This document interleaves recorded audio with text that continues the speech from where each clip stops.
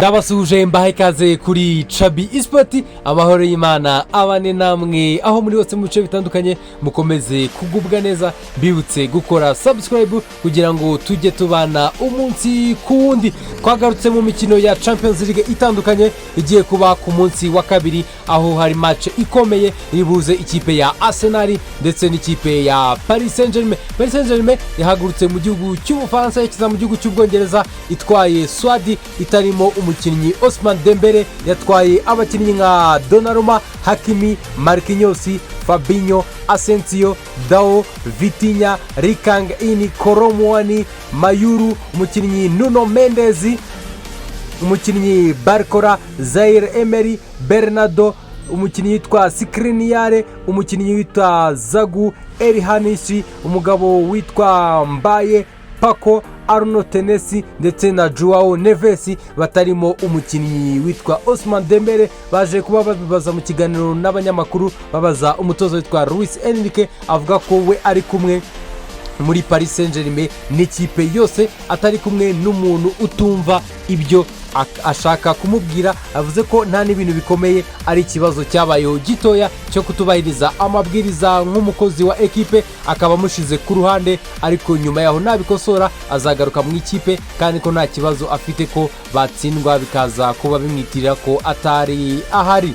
Naho ikipe ya Arsenal iribuze kuba ikina n'ikipe ya Paris Saint-Germain aho bita Emirates Stadium, yamaze kuba igarura mu myitozo umugabo witwa Michael Merino. Kuva yagurwa uyu mukinnyi yari amaze igihe kirenga ukwezi ari mu mvune, kuri ubu yamaze kuba agaruka, dore ko no ku munsi w'ejo yakoranye imyitozo n'abagenzi we, ari ahari Teta ho kumushira mu kibuga cyangwa se ntamushyire mu kibuga, ariko ni inkuru nziza ko yamaze kuba agaruka mu kibuga. Indi nkuru idasanzwe nayo ni y'umugabo witwa Wojciech Szczesny wahoze akina mu ikipe ya Juventus akayivamo aretse umupira w'amaguru akaritayaringa, ariko ikipe ya Paris Saint-Germain yamaze kuba imukura muri retirement imugarura mu kazi. Uyu mugabo akaba yaramaze kuba akora medical test ndetse akaba no muri Swadi iribuze kuba ikina imikino ya Champions League. Kuri uyu mugoroba ikipe ya Barcelona irimo umutoza Hans Flick yavuze ko amwishimiye, ariko ataje kuba atoragura umwanya wo kubanzamo, ahubwo ari ukubikorera kugira ngo abanze mu ikipe ya FC Barcelona. Yaje nyuma y'uko umugabo witwa Ter Stegen avunitse igihe cy'umwaka wose mu ikipe ya FC Barcelona, hakinaga umwana mutoya cyane bazamuye mu academy. Uyu mugabo Wojciech Szczesny akabaje kuba akina mu ikipe ya FC Barcelona. Naho indi nkuru nziza iri mu ikipe ya FC Barcelona nuko umukinnyi Frank de Jong yamaze kuba agaruka mu ikipe ya FC Barcelona, yanakoze n'imyitozo, akaba ari no mu bakinnyi bashobora kuba bakwifashisha muri Champions League iri bube iba kuri uyu mugoroba ndetse no ku munsi w'ejo. Indi nkuru iri mu ikipe ya FC Barcelona nuko yamaze kuba yumvikana n'umukinnyi Marc Bernard, akaba umukinnyi mutoya bazamuye mu academy kabo. Uyu mukinnyi akaba yamaze kuba yumvikana n'ikipe ya Barcelona kuyongerera amasezerano y'imyaka 3 iyongeraho ko yari asanganywe, ndetse bakamushora na risk clause ya miliyoni 500.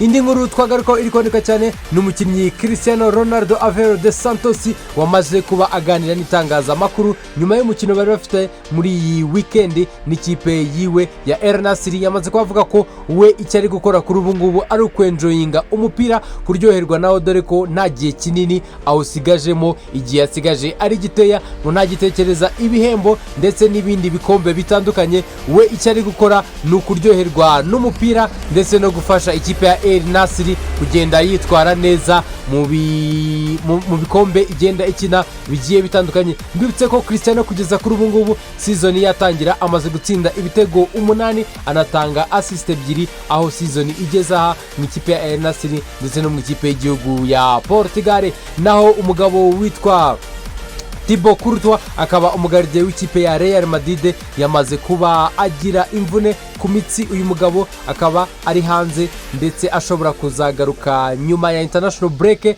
ibura icyumweru kimwe ngo ibe. Uyu mukinnyi nyuma yo gukina akagira ikibazo cy'imitsi mu mukino bakinaga n'ikipe ya Atletico Madrid banganya igitego 1-1.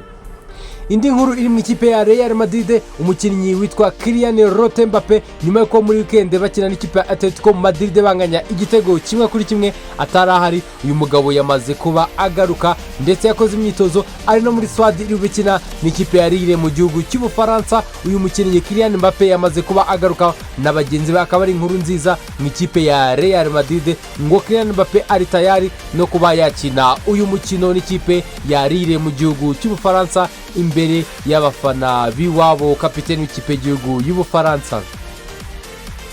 Naho umutoza w'ikipe ya Inter de Milan bakamwita Inzagi yamaze kuba yemeza ko umukinnyi wa Denzel Dumfries, umukinnyi ukina inyuma ku ruhande rw'iburyo muri ba myugariro, uyu mukinnyi yamaze kuba yumvikana n'ikipe ya Inter de Milan, akaba agiye gusinya amasezerano azamugeza mu mwaka w'2028 uyu myugariro w'umuholandi.